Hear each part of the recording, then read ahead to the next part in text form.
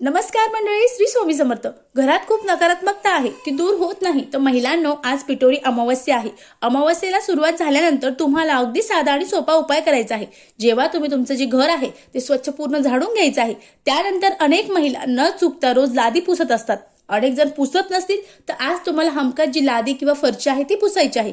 मग फरची पुसायच्या आधी तुम्हाला त्या बकेटमध्ये थोडंसं पाणी घ्यायचं आहे. त्यानंतर त्या पाण्यामध्ये आपल्याला थोडंसं गोमूत्र, त्यानंतर एक कापराची वळी, त्यानंतर हळद, खडे मीठ आणि त्यासोबत तुम्हाला हे सर्व जल मिश्रित करायचं आहे. आणि त्यानंतर अगदी शेवटच्या दरवाजापासून तर मुख्य दरवाजापर्यंत आपल्याला फरची पुसत न्यायची आहे. आणि त्यानंतर जे पुसलेलं पाणी आहे ते चुकूनही घरात आणायचं नाही, बाहेर कुठेतरी टाकून द्यायचं आहे. अगदी स्वतःच्या गेटच्या समोर टाकू नका, कारण आपण घरातून नेलेली नकारात्मक ऊर्जा, घरातली कटकट, भांडणं त्या पाण्यात असतात. आणि ते पाणी जर तुम्ही तुमच्या घराच्या समोर टाकलं तर परत जी नकारात्मक ऊर्जा आहे ती तुमच्या घरात वापस येत असते. अगदी साईडला ते पाणी टाकून द्या.